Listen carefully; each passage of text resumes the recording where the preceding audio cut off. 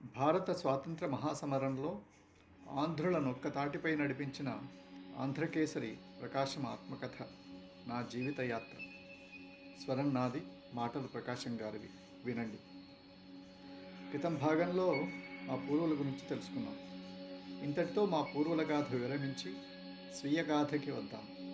నేను పుట్టిన తేదీ నాకు సరిగ్గా తెలియదు. నా దగ్గర ఎక్కడా ఏ విధమైన ఆధారాలు అంటే జాతకం వగైరాలు లేవు. నేను పుట్టినప్పుడు మా నాయనగారు నా జాతకం రాయించినట్టు తెలిసింది. కానీ నాకు జ్ఞానం వచ్చి నేను దాన్ని సంపాదించడానికి ప్రయత్నం చేసేసరికి జాతకం రాసిన దైవజ్ఞుడు పిల్లుట్ల పిచ్చయ్య గారు మరణించడం చేతను, మేము దేశాంతరాలు పట్టి ఉండడం చేతను అది లభ్యమైంది కాదు. తర్వాత నా పుట్టిన తేదీ అవసరమైనప్పుడు మా అమ్మగారితో సంప్రదించగా నిర్ధారణైన సంవత్సరం 1872.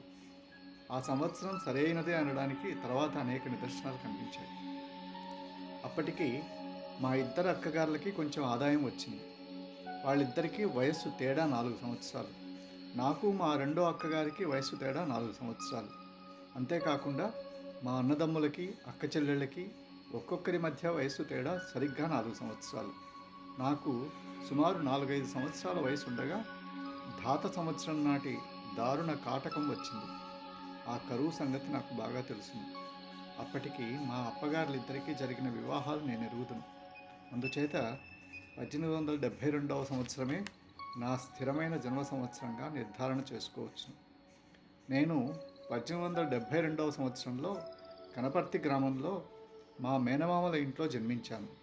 నేను పుట్టిన తర్వాత 1 సంవత్సరం పాటు అక్కడే ఉండి వల్లూరు వచ్చినట్లు మా అమ్మగారి వల్ల వినికిడి.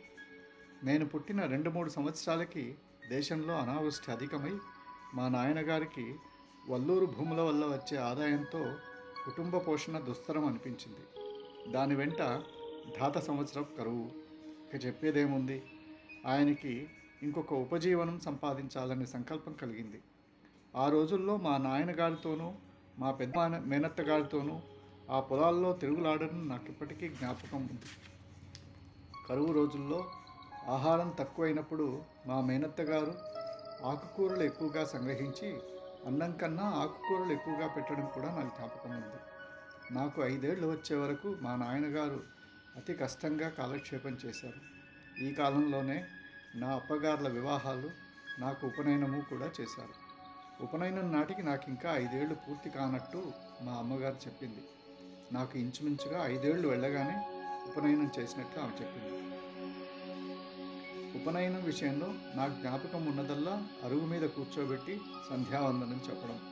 మా పురోహితులైన పిల్లుట్ల చెంచయ్య గారు ఎంతో కష్టం మీద నన్ను అరుగు మీద కూర్చోబెట్టి సంధ్యావందనం చెప్పేవారు. ఇక అప్పటి చదువు విషయం, నా అక్షరాభ్యాసం వల్లూరులో వెంకటప్పయ్య అనే ఆయన వీధి బడిలో ఆయన నాకు ఓనామాలు నేర్పిన ఆది గురువు. ఆయన విద్య నాకు మొదటి పునాది రాయి. అయితే ఆయన శుశ్రూష వల్ల ఇప్పటికీ నాకు జ్ఞాపకం ఉన్నవి ఆనాటి తొడపాయసాలు. ఆయన చదవకపోతే చర్మం ఊడి చేతుల్లోకి వచ్చేటట్లు పట్టేవాడు. అంతేకాకుండా నన్ను బడికి పంపడానికి మా వాళ్ళు పడిన పాటలు కూడా నాకు కొంచెం జ్ఞాపకం ఉన్నాయి. చేతులు కాళ్ళు కట్టి ఈడ్చుకు వెళ్ళి బడిలో వేయడము, నేను ఆ బంధనాలు తెంచుకోవడము కూడా నాకు బాగా జ్ఞాపకం. నా వీధి బడి చదువు వల్లూరులో కొంతవరకు అయిన తర్వాత కుటుంబ నిర్వహణ కోసం మా నాయనగారు వేరొక గ్రామానికి మారదలుచుకొని నన్ను అద్దంకి గ్రామంలో మా పెద్ద బావగారైన పోరూరి నరసింహం గారి వద్ద అప్పజెప్పాడు. ఆయన ఆ గ్రామంలో వీధిబడి నడుపుకుంటూ గౌరవంగా కాలక్షేపం చేస్తూ ఉండేవారు.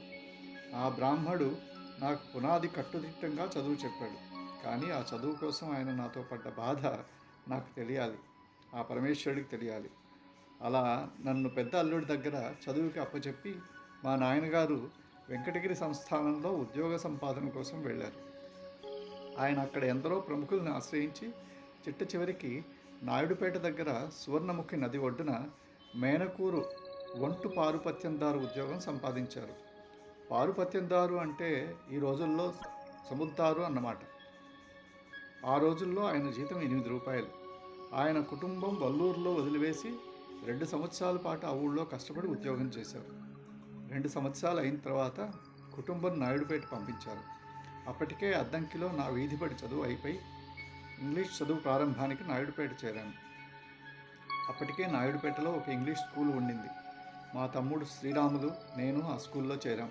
మా నాయనగారు మా చదువు కోసం నాయుడుపేటలో ఉండి మేనకూరు మొదలైన గ్రామాల పని చూస్తూ ఉండేవారు. ఆ రోజుల్లో రెవెన్యూ వసూళ్లు ధాన్యాదుల్లోనే జరుగుతూ ఉండేవి. నేను మా నాయనగారితో అప్పుడప్పుడు గ్రామాల్లోకి వెడుతూ ఉండడం కూడా జరిగేది. అలాంటప్పుడు రైతులు పిల్లవాడు వచ్చాడని మెహనతుగా రూపాయి అర్ధ బహుమతిగా ఇచ్చేవారు. నేను అవన్నీ ఒక డబ్బాలో జాగ్రత్త పెడుతూ ఉండేవాడిని.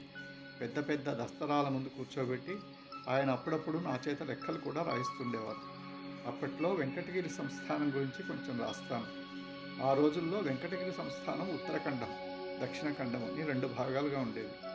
ఒక్కొక్క ఖండానికి ఒక్కొక్క పేష్కార్ అధిపతి. పేష్కార్ కింద అమల్దార్ అని ఒక 30 రూపాయల ఉద్యోగి ఉండేవాడు. ఆయన కింద మా నాయనగారు పారుపత్యందారు ఉద్యోగం చేసేవారు. ఈ సంస్థానంలో అప్పటికే తక్కువ జీతాలు, లంచగొండితనం, ఆశ్రయింపులు, ఉద్యోగం నిలకడలేకపోవడం మొదలైనవి ఉంటూ ఉండేవి. ఆ రోజుల్లో బిఏ పరీక్షలో ఉత్తీర్ణత పొందడం అంటే ఘనమైన మాట. అప్పట్లో నారాయణ స్వామి చెట్టి అనే ఆయన బిఏ అయి పేష్కారు ఉద్యోగంలో ప్రవేశిస్తే ఆయనకి బిఏ నారాయణ స్వామి చెట్టి అనే పేరు వచ్చింది. ఇలాంటి సంస్థానంలో మా నాయనగారు 2 సార్లు ఉద్యోగం పోగొట్టుకుని మళ్ళీ అనేకమైన ఆశ్రయింపులు ఆశ్రయించి ఉద్యోగం సంపాదించుకున్నారు. నాయుడుపేటలో నా చదువుని గురించి, జీవితాన్ని గురించి కొంచెం విస్తరించి రాస్తాను. నాయుడుపేటలో ఒక గవర్నమెంట్ స్కూల్ ఉండేది. అందులో 1st, 2nd, 3rd, 4th, upper 4th అని 5 క్లాసులు ఉన్నట్లు జ్ఞాపకం. ఆ క్లాసుల్లో రాడ్షా రీడర్లు చదువుతూ ఉండేవాళ్ళం. ఆ రోజుల్లో ఇంగ్లీషు, తెలుగు వగైరాలతో పాటు ఉర్దూ కూడా చెబుతూ ఉండేవారు. నేను ఆలీబేగ్ అనే ఒక సాహేబుల కుర్రవాడితో కలిసి ఉర్దూ చదవడం జ్ఞాపకం ఉంది. నాయుడుపేటలో చదువుకునే రోజుల్లో నేను బుద్ధిమంతుణ్ణి అనిపించుకున్నానని చెప్పవీలు లేదు. వయస్సు ఎంతో లేకపోయినా స్కూల్లో ఉన్న అల్లరి పిల్లల్లో మన పేరు మొదటిగా ఉండేది. నాకు ఎక్కడికి వెళ్ళినా 2 రకాల మిత్రుల స్నేహాలు తటస్థపడుతూ ఉండేవి. పరమ పోకిరీల స్నేహం ఒకవైపున, బుద్ధిమంతులు, సంపన్న గృహస్థులు, విద్యావంతులు మొదలైన పెద్దవాళ్ల స్నేహం రెండో వైపున. కానూరి రంగడు అని ఒకడుండేవాడు. అతని అసలు పేరు రంగారావు. అతను మాధుడు. అతనితో మొదటి స్నేహం సాము, గెరిడి, కుస్తీలు, చెడుగుళ్ళు మొదలైన వాటిల్లో అతను ఒక చిత్రమైన మనిషి. రోజు అతను సువర్ణముఖి ఒడ్డున ఉండే ఆంజనేయ స్వామికి కోడిగుడ్లు నైవేద్యం పెట్టి ఆ ప్రసాదం అందరికీ ఇస్తుండేవాడని ప్రతీతి.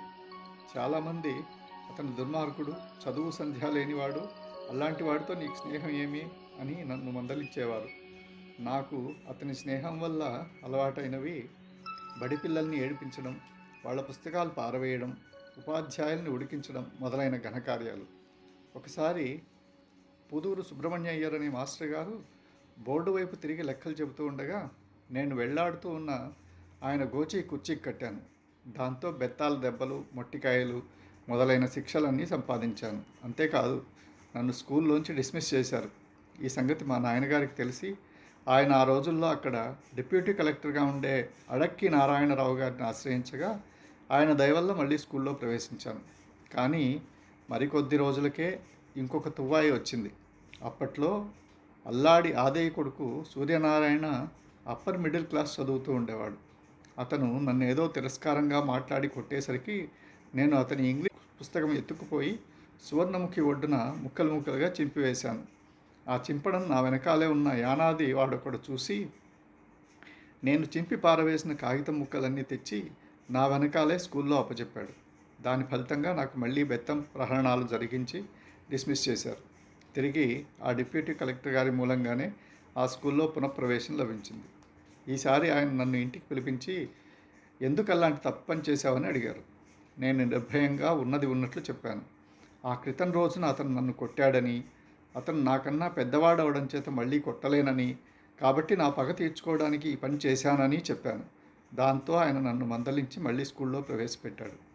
నాకు ఒక వంక ఇలాంటి అల్లరి స్నేహాలున్నా రెండో వంక పెద్దవాళ్లతో స్నేహాలు కూడా ఉండేవి.